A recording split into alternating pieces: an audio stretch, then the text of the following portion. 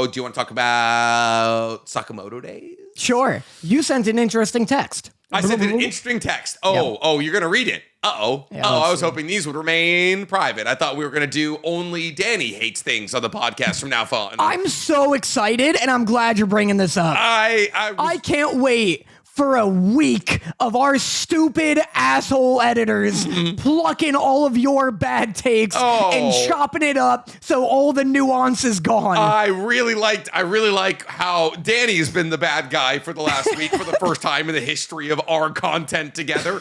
Nick goes, here we go. Sakamoto Days is like the idea of a good anime. Like, I genuinely cannot put it into words. Like, it does all the things that would make it a good anime, but it's almost like soulless, but that feels harsh. You know what they're going to do? Just do that, and then it's going to be you being like, wow, that's crazy, Danny, that's from crazy, like Danny. 40 minutes. I'm actually really enjoying Sakamoto Days. I fucking hate you. It's nuts that you just said that out loud.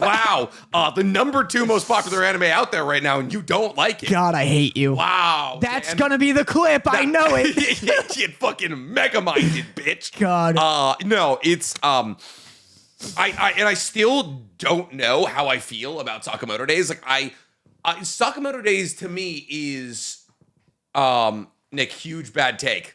Already. Yeah, Dan, already. You're the one who said it. In our inner circle. Yeah, but you're the one who said it. Yeah. I don't know how I feel about Sakamoto Days. Like, I genuinely, I really want to enjoy it. I like the manga, but just like, I don't know if it's one of those rare situations where I enjoy the manga, but like, for some reason, watching it penned to anime, I'm like, I feel a slight disconnect. Well, what's the difference? What do you like about the manga that isn't in the anime? I mean, the manga is just like, it's a cool assassin story that like, I think as though like the comedy has become, it's like when I read the comedy, it's like funny in the manga and I'm like, oh, this is fun. And then like for some reason, the comedy almost feels like more tropey in the anime or something. You like don't that. think the jokes translate as well? Something like that. Yeah.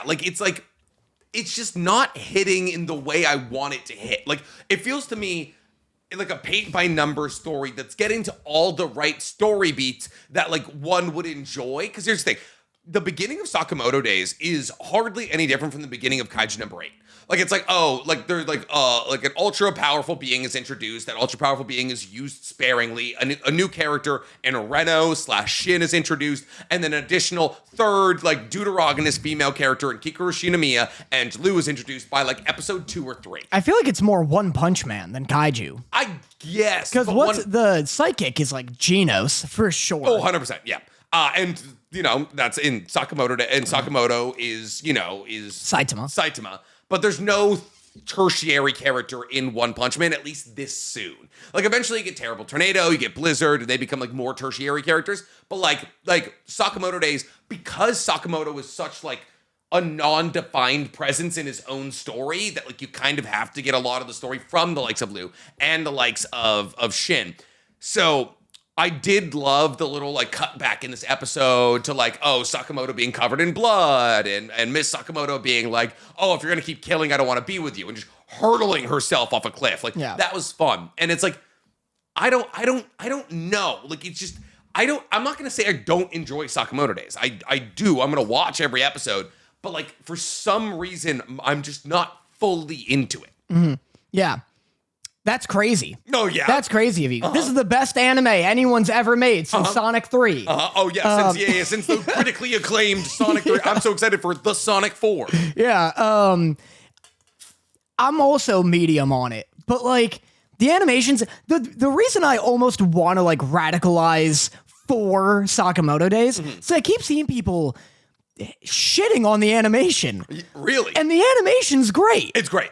It's really good. The art style isn't awesome. The art style's weird, but that's like the manga's fault, right? Yeah. Like that's just what it looks like. It doesn't not look like the manga. They add an interesting texture on top. Have you noticed? Like the color has a weird texture as if it's like on tea-stained paper that they colored on top of. And I don't dislike it. I actually like it because it's like an extra layer of like passion in my eyes where it's like, oh, that's something different. Yeah. You know, like that's something they didn't have to add, but they're like, let's make this not look like every other anime. You know what the thing is? But I'd argue that it doesn't look like every other modern anime, but it kind of looks like an anime from 2013, does it not? Does it not look like it looks like a well-animated anime from 2013. Yeah, that's fair. Because like it's drawn in that 2013-ish style, that like mid-10s, like that mid-10s like decade style. Yeah. And then there's been updates to animation styling that make it like a distinctly like 2020 anime. Like the best thing, it looks like Shaman King or something, you know, kind of the way or Rave Master. Yeah, the way I would talk about it is like I would identify like Wistoria and like Solo Leveling and Demon Slayer as blue. Like okay, like they're like there's like blue hues, but also shiny. Like I said, I'm struggling to find the words here to describe like what makes Sakamoto Days feel like lesser than for me. Yeah. But like a lot of the hues of Soul Leveling and Demon Slayer and Wistoria and a lot of these new gen like super hyper animated shows is blue, but also there's a shininess to them. Like genuinely, like something about Sakamoto Days to me feels muted. Like whether it's the color palette or just like the way that they're like choosing to color the backgrounds or something, like it feels muted to me. These new anime feel as though like the bright lights of flames shine on the screen. Like when you see Tanjiro using Hinokami Kagura, like genuinely, like it's like bright, like flashes the screen. Yeah, I feel like you wouldn't get that from this. This has the color palette that Mappa uses a lot when I hate their color palette. Like it looks like Attack on Titan Season 4's color palette. It looks like JJK Season 1's color palette. It looks like Tokyo Revengers a bit.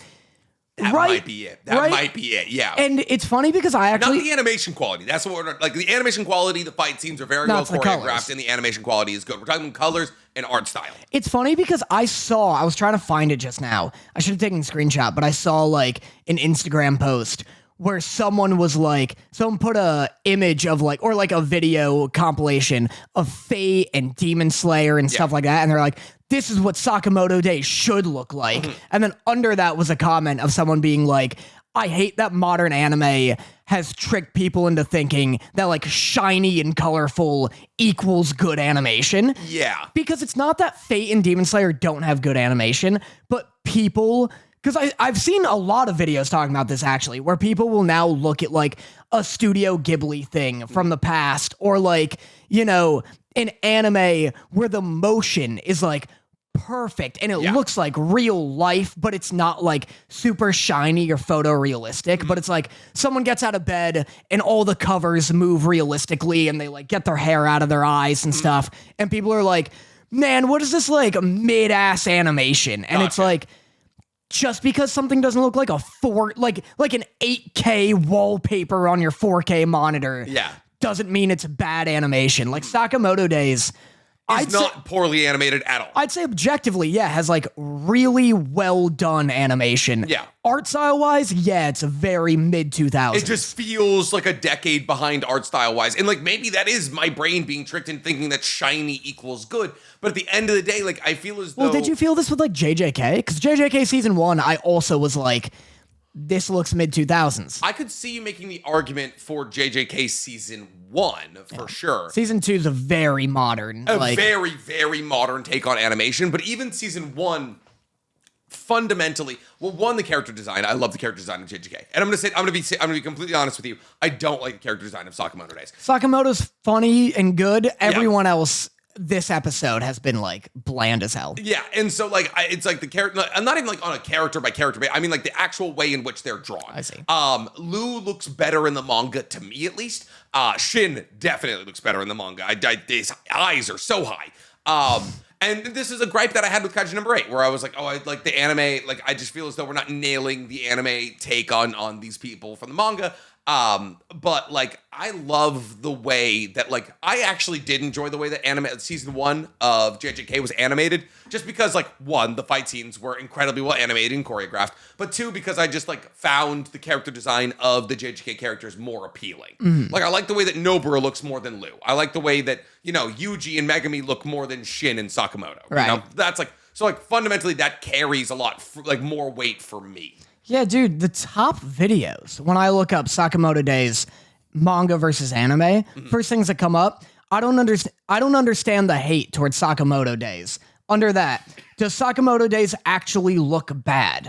Under that, Sakamoto Days situation is crazy, and like the thumbnail implies it's about the animation. Yeah.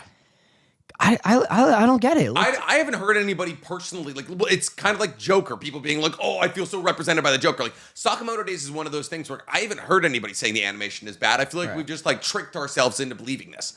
What animation studio? Okay, so here's a side-by-side. Okay. What animation studio or style do you want to see that in instead? Because they do look different. I'm looking at a side-by-side screenshot here, and it's of young Sakamoto from the manga and, like, this. You have 64 tabs open, mind you. I'd like to establish that for everybody. 1 second. I'm doing a thing. All right, so Nanami hair grab. Okay. So I want you to look at the differences between how Nanami, because like in that moment, this is a very like comparably tone-wise, Nanami when he's snagging that dude by the hair, I feel as though that's a comparable tone where like he's like this like powerful man and he's like walking down a hallway, he's like asserting physical presence. That's God, I forgot how fucking sexy he is. I forgot how many fucking shadows they drew. Well, that's the thing. So it's like it's a multi-layering of shadows. For the anime like version of Sakamoto, you'll see that they're only using one layer of shadow. I didn't know I could see my tabs. I was like, what are you talking about? And I found the number 65. Yep, 65 tabs you have open. Wow. Yeah, it's a lot. I didn't know I could not have these. That's absolutely insane. I have 99 plus inactive tabs. That is absolutely. So every day you're just popping a new tab for anything that you need. Yeah. Thank God you have the new iPhone. Well, anyway, go on. I'll be over here clicking closing X. out of tabs. Just closing out of all of them. That's the important thing that's happening right now. So like, listen, I'm not going to sit here and you'll never hear me say that Sakamoto Days animation is not good, but something about the art style does take me a step back, and I find that unfortunate because I enjoy this story. Yeah. But at the same time, it just might be the fact that Sakamoto Days is not a unique story. Yeah. An assassin tries to get out and it has to go back in kind of thing. Like, and it's just like, oh, cool, a story about entire so I'm gonna enjoy Sakamoto Days, but in the same way that I enjoy like Dr. Stone. Okay. Like it's like you know what I'm talking about, Dr. Stone. I'm like, oh, it looks like Dr. Stone. That is probably the most apt comparison because Dr. Stone also looks like it's from the mid 2000s. Yeah. Like it's like Dr. Stone is well drawn and it's well animated, but it's never gonna blow you away. Yeah. And Sakamoto's animation choreography blow me away, but like I'd say Dr. Stone's art style is a little bit better than Sakamoto Days. So like I'm just gonna enjoy Sakamoto Days in the way that I enjoy Dr. Stone, which is I'm gonna watch it, but you're never gonna hear me like take up the flag for it. You know? Let me see what my notes were. I had none. I see. I'm good. So you switched from dub to sub this episode. Oh, yes. The dub is... I'm excited to do the same thing with episode 3 because the dub's not good. The dub's bad. We've been spoiled for dubs lately. Dubs have been great. Very fucking... And that, once again, like, I feel... Sakamoto Days, is that what it is? Is Sakamoto Days the anime... Like, is it like an anime that... Like, Sakamoto Days is, and I made this point a couple weeks ago where I was like, oh, anime has gotten better between voice acting, animation, choreography, and the storylines that we're telling over the last decade. Is Sakamoto Days the anime that reminds us what anime used to be? Worse. but still think like not bad. Yeah. But like because anime has gotten so much better over the last decade, is Sakamoto Days like, hey, this would have been the best anime in 2015. Yeah. Like fucking 2017, the best anime that came out was Made in Abyss. And Made in Abyss is good. But like you put Made in Abyss against anything that's come out, the best anime of the last we're in 2025. Last 8 years, Made in Abyss is by far and away the worst anime out of all of those. So wow. So is Sakamoto Days the best anime of 2016? Is that what it is? Maybe. I'm wondering what came out in 2016 now. You can look, but I'll tell you right now, the number one rated anime of 2017 is a Made in Abyss. Because usually when I talk about like how anime has gotten better, that's the point that I make. I'm like, oh, think about the year of 2017 as it related to anime. It was awful. Best anime of 2016. What to say? Let me see what should it be like new, like a new anime that Usually came out? like IMDb will do a list of the top rated anime from every year. All right, top 50 best anime of 2016. Number 1, ReZero, Starting Life in Another World. Okay, that's fair. Okay, and That's then fun. Season 1 was fucking heat. Followed by Yuri on Ice, followed by My Hero. Okay. Oh my, was that first season of My Hero's 2016? There's like truly no way. I don't know what season they're talking about though. I mean, that could have been like 2 or 3. Could have been, yeah, it could have been any. Which also were objectively better than season 1, so. I don't know what, have you heard of Cabaneri of the Iron Fortress? Yeah. Is this the Attack on Titan ripoff? Cabaneri of the Iron Fortress is not an Attack on Titan reference or ripoff at all. 1, they're not Titans, they're zombies. 2, everyone's ripping around with guns. There's a bunch of trains. Dude, Cabaneri of the Iron Fortress is one of the most underrated anime of all time. It's on Netflix. It's gorgeous. It's gorgeous. From what I've seen, but it is them defending a bunch of walls from a bunch of zombies. But they don't know. not giant monsters. But Titans are kind of zombies, are they not? Titans are kind of giant zombies. They're giant zombies. That are sentient. Cabaneri of the Iron Fortress is sick as hell, dude. They also did a remake. Just because something's a ripoff doesn't mean it's bad. I like Marvel Rivals. It's not a ripoff. Daddy, if fucking defending the walls from evil beings is a ripoff Attack on Titan, I got news for you. The Matt Damon movie, The Wall, is a ripoff of Attack on Titan. It could be. Maybe. This looks sick. I'm looking at a trailer. This looks awesome. It's a ton of fun. Why did it not take off? It was on Netflix before Netflix was known for anime. And then they did a remake of it a couple of years ago. It's either a remake or a sequel. I don't exactly remember. It was always just it's kind of like, Odd Taxi or like Dororo or Dorohedoro. Yeah. Or a Baccano. Dorohedoro's coming back. Yeah, but it's one of those shows that everyone's like, oh, this is really good. But Blood Blockade Battlefront. All these anime that are really good, but never get public appeal for some reason. It's a fucking great show. Anyways, Sakamoto Days. The dub is not great. No. It's fine, but we've been so blessed with recent dubs, like Solo Leveling's dub. Fucking Alex Lee is one of the most talented voice actors in fucking working right now. Even Zenchu's dub was fucking incredible. I'm trying to think of other JJK's dub. What did we just watch in dub? Windbreaker's dub was great. I didn't see Windbreaker's. I really like Bungo Stray Dogs dub. Yeah. What did we just watched a fucking dub show. Last season? Yeah. Dandadan? Dandadan's dub. Dandadan's dub was incredible. Yeah. And then what did we watch? And just something about Sakamoto's dub. Beastars is a great dub. Beastar's dub is so good. I didn't know it came out in Japanese. Yeah. Beastar's dub is so good. I thought it was an American-made thing, and then you're like, it's got a manga. Mm-hmm. And I was like, I had no idea that Beastars had a manga. I thought it was like a Netflix American-made cartoon. Yeah. So yeah, we've just been so blessed with really good dubs recently. Sakamoto's dub isn't bad, but it's one of those shows where you're like, oh, I remember why we used to have the bar's been higher. Yeah, I remember that's things we can't even really have the dub versus sub conversation anymore because dub has gotten so good that why are you, if you're watching sub at this point, it's just because you like the way the Japanese sounds. Yeah. This is one of those ones where I'm like, I'd rather hear the Japanese. Yeah, that's fair. But one of my friends was apparently the assassin in dub fiction. Yeah. And that's all we're gonna say about that. All right. And that's the end of that. He's right in there. Anything else? I said, Christ, get me a woman who'd throw herself off a cliff if she can't be with me. Mm. And I said, I can't imagine a weapon worse than a circle blade. Yeah, that's got to be. Any blade pointing towards yourself is not a good knife. One, it's at an angle. Otherwise you're shaving the back of your forearm every time you punch it. And then it's a shield? Cool. Your arm is in the center of it. Yeah, it's not a good weapon, for sure. Okay, cool. Let me block it like this. I'm just aiming for your fingies. Yeah, it's it's like any cool move. The best weapon ever invented is the spear. 100%. And nobody's ready for that conversation. 100%. It makes truly no sense to use an axe in battle. The best weapon ever invented is a polearm. That's true. I hate to be that guy. Because it can be an axe. Because it's a spear and an axe. Yeah. It makes truly no sense to just use an axe in battle. You're always leaving yourself open. Yeah. But you get a couple of points. Yeah, but you put a point in it. Yeah. Like a scythe doesn't make sense in battle. In the least psychotic way possible. Man, being a Roman legionnaire and just fucking lacing some dude with a spear must have been top 5 feeling on earth. I can't believe tridents weren't more. It's 3 spears. Too sticky. Oh, yeah. You got to get it out. Yeah, it's 3 prongs. That's the issue. Also, the blades are thin, so I'm sure they bent a lot. Yeah. But they used them in the Colosseums, maybe. Yeah. I But don't know, no, they might be lying to us. Any weapon that isn't a sword or spear and even a sword isn't as good as a spear. No, it's all about reach. The only, you're going to knock my spear out of the way? Actually, Cool, no. right The only good thing about a sword is the fact that if you're able to parry the spear and get in close, you can't do shit with a spear in close. Bang!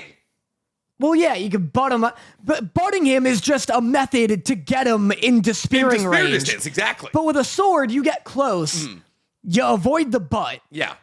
You just take the blade, and then now you have just a big knife up in his face. That's fair. So, I mean, that's only if you get in my range. also, if you're in a suit of armor, butting you with a spear is not going to do anything. I mean, if you're in a suit of armor, hitting me with a sword isn't going to do anything. You get in the gaps. That's why you're close. Okay, Timothy Chalamet in The King. In the King. The King. That's great. That's probably his best movie. But that's also, he's just running around with like an ice pick and a hammer. That's how it's done, baby. God, if you guys like Timothy Chalamet, watch The King. That is a great goddamn movie. That's just Timothy Chalamet getting in them gaps for 2 hours. He gets in the mud. Yeah. You want to see Timothy Chalamet roll around in the mud? Just mud wrestle. You want to see Timothy Chalamet kill fucking Robert Pattinson? Yeah. Watch The King. Yeah. Oh my God, so much fun. Robert Pattinson, also one of his better movies. Really good. He's So French good in it. Everybody's good in that movie.